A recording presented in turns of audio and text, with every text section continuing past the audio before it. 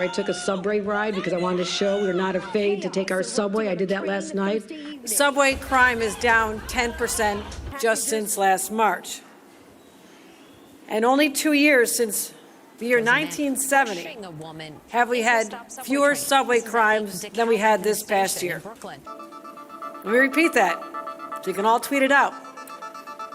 Only 2 years since 1970 have we had fewer subway crimes than we did over this past year. The subways are safe. Don't believe your lying eyes. If you see crime, don't worry about it. The numbers say that everything is gravy. Get on the subway. You're totally fine. You're totally safe. Because Kathy Hochul is taking selfies down there with random passengers. She's walking down there with an army of National Guard and police officers protecting her. And she gets up and says, look, I took the subway myself. Everything's gravy. We good. Nothing to see here. Nothing to worry about. That lady who burned to death a couple weeks ago. That's old news now. Let's move past it. So Kathy Hochul, even though she's trying to gaslight people, she's adding even more National Guard. She sent the National Guard to the subway, even though she claimed it was safe.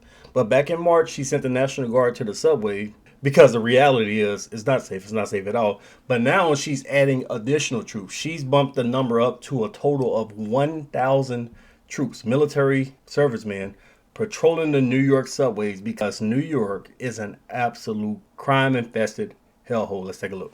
The New York City subway system is busier than ever these days, with more than 4 million riders taking the train just last Thursday alone. Officials say it marked the highest number of riders on the subway since March 11th, 2020. With this higher volume of visitors and riders, I'm announcing an additional 250 more National Guard to be deployed. Wednesday afternoon, Governor Kathy Hochul made that announcement inside busy Grand Central Terminal. Her public safety initiative will bring the total number of National Guard members to 1,000.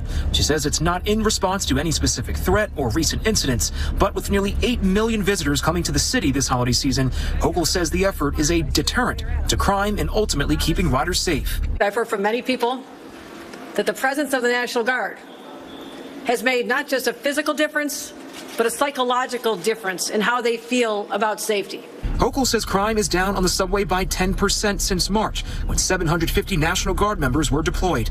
This, as the MTA reports all of their operating subway cars have cameras installed inside, which Transit Police says has helped them solve crimes. If you take a look at where we're at, it's a 6% reduction. That's an average of 6 crimes per day. We are hand in glove with the NYPD, MTAPD, and state police and National Guard. One thing about these National Guard, and one thing that the criminals are going to quickly realize, is they're not allowed to do anything. Like Kathy Hochul said, they're there to intimidate. They're there for a psychological effect on the citizens, and she's hoping that they can scare some criminals off. It's kind of like security guards, basically. Security guards, mall cops, they don't have police powers, so they can't really do anything. When crime takes place, they just have to write it down or record and call people who can actually do something to stop the crime. But Kathy Hochul, another thing that she did while she was announcing the National Guard will come is she let the cat out of the bag. She exposed the Democrat hypocrisy when it comes to gun ownership. The Democrats trying to subvert the Second Amendment. They make it hard as hell with those draconian laws in New York City, New York State in general. They make it very hard for everyday citizens to own guns. You got to jump through all these hoops. There have been lawsuits, but that's a whole different video. But she let the cat out of the bag because she let it slip out. She wasn't really paying attention, but I caught on to it that guns do make a difference when it comes to deterring crime.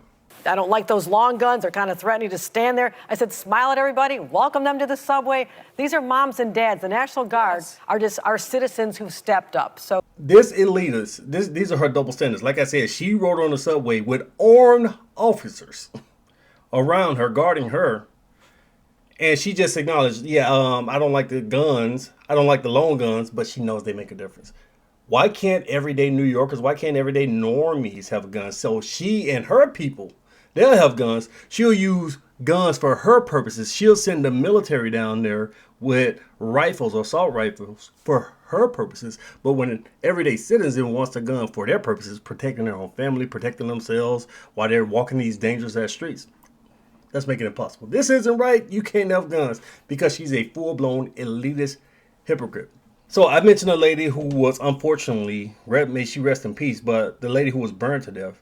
It's old news now because more stuff has happened. Just in the last week, we had, I think it was a migrant, an illegal immigrant teenager stabbed to death in the subway. Then we had another girl, 17-year-old girl, was slashed. Some guy just cut her face.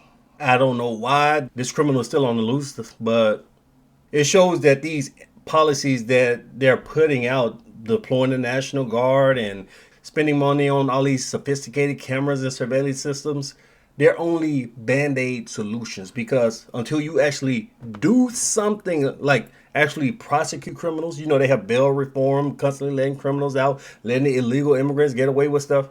Until they actually start locking these people up, until they start having real safety issues, letting the police do their jobs, having prosecutors who are actually going to throw these people in prison, and having the New York legislator and governor actually reform the system to make things safe, is going to continue. So you can have the National Guard, very expensive, by the way, to deploy them like that, but you can have overpriced security guards. You can have the National Guard down there, and you can have all this fancy technology, surveillance and everything, but if you're just letting the criminals run loose.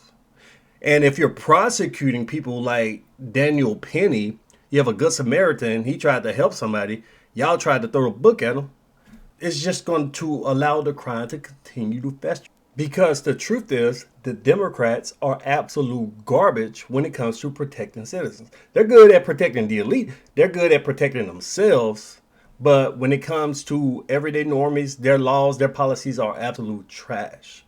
So let me know what you guys think of Kathy Hochul sending an additional 250 military members, troops down there to patrol the subways, even though they don't have any powers to do anything. They just have to look threatening, I guess.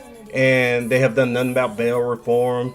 They don't want the citizens to be strapped to protect themselves. What do you think about this whole situation? Like, share, and subscribe if you want more honest conservative commentary. I'll see you in the next one. Peace.